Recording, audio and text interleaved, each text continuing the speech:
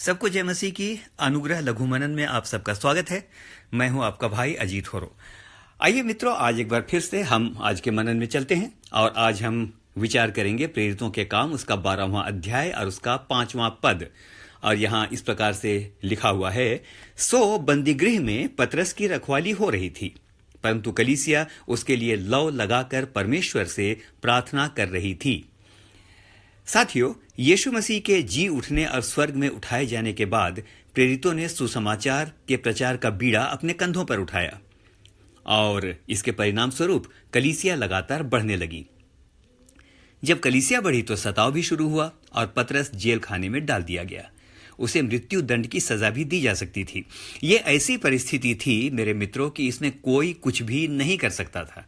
लेकिन कलीसिया ने एक काम किया और कलीसिया ने यह किया कि कलीसिया ने प्रार्थना का हथियार अपने हाथों में दृढ़ता से थाम लिया।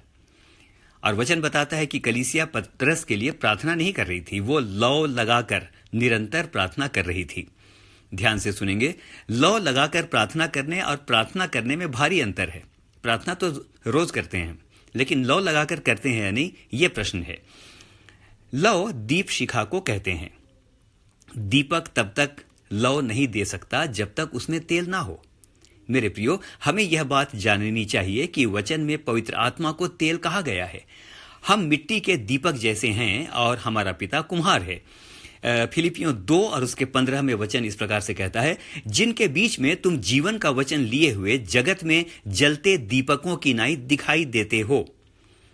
मित्रों, जब इसी मिट्टी के दीपक में, जो कि हम हैं, पवित्र आत्मा का तेल भर दिया जाता है तो हम प्रकाशमान ही नहीं होते, हमसे लौ भी ऐसी निकलने लगती है कि वो परमेश्वर तक पहुंचती है।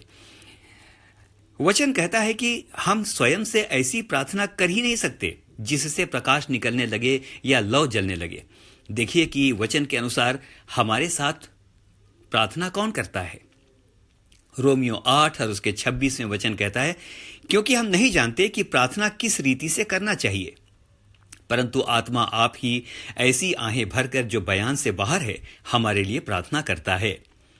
तो मित्र, लौ लगाकर प्रार्थना करने का अर्थ हुआ आत्मा से भरकर आहें भर के प्रार्थना करना। कोई ऐसा तेल दीपक को प्रकाशमान नहीं कर सकता जो शुद्ध ना हो और जिसमें मिलावट हो। मिलावटी तेल का क्या हाल होता है आप जानते हैं।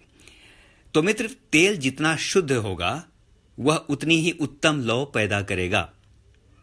इसका अर्थ यह हुआ कि हमारे हृदय में पवित्र आत्मा तेल देता तो है, लेकिन हम उसमें क्रोध, विरोध, ईर्ष्या, जलन और कई प्रकार की मिलावट कर देते हैं। इसलिए हमारी प्रार्थनाएं वो लौ पैदा नहीं करती जो परमेश्वर को भाता हो। थोड़ी देर जलती है, फिर बुझ जाती है, हम फिर जलाते हैं। इस प्रकार की प्रक्रिया जीवन भर चलती रहती है और कभी भी आत्मा से भर के हम अक्सर प्रार्थना नहीं कर पाते।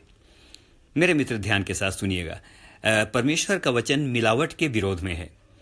व्यवस्था विवरण 22 और उसके 9 में वचन इस प्रकार से कहता है, अपनी दाख की बारी में 2 प्रकार के बीज न बोना।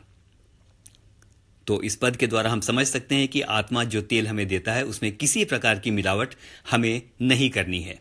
आइए सुनते हैं अंत में क्या परिणाम हुआ कलीसिया की इस प्रार्थना का।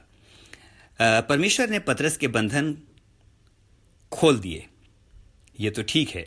उसके बाद वचन कहता है कि जब पतरस वहां पहुंचा जहां पर प्रार्थना हो रही थी, तो वचन यह कहता है कि पतरस का शब्द रुदय नाम एक दासी ने सुना और उसका शब्द पहचान कर उसने आनंद के मारे फाटक ना खोला, परंतु दौड़कर भीतर गई और बताया कि पतरस द्वार पर खड़ा है। मेरे मित्रों, प्रेरितों के काम 12 उसके 14 में हमको इसका वर्णन मिलता है। क्यों ऐसा क्यों हुआ? क्यों पतरस द्वार पर खड़ा हो गया? क्योंकि उनकी दुआ इतनी सामर्थी थी कि उन्होंने आत्मा की लौ वहां पर पैदा कर दी थी, क्योंकि वे एक मन के थे और उसमें मिलावट नहीं थी। हम में से हर एक को परमेश्वर इस मनन के द्वारा बहुतायत के साथ आशीष दे।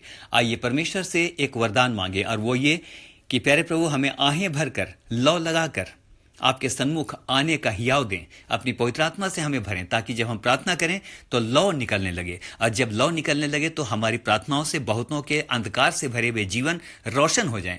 ऐसी लौ निकलने लगे कि उसके द्वारा बहुत सारे लोग जो पतरस की तरह अलग अलग प्रकार के कैद खानों में है, कोई ड्रग्स में है, कोई अल्कोहल में है, कोई बुरी आदतों का शिकार है, कोई दुष्टात्माओं का शिकार है, अलग अलग प्रकार के बंधनों में लोग हैं। आइए आज इस वरदान को मांगे, खुदाबंद हमें इस प्रकार की लौ इस समय दें, अपने पवित्र आत्मा के ऐसी सामर्थ हमको दे कि जब ये लौ जले तो जितने लोग अलग अलग कैद खानों में पड़े हैं वो द्वार पर आकर के खड़े हो जाएं और आपके नाम की महिमा होने पाए।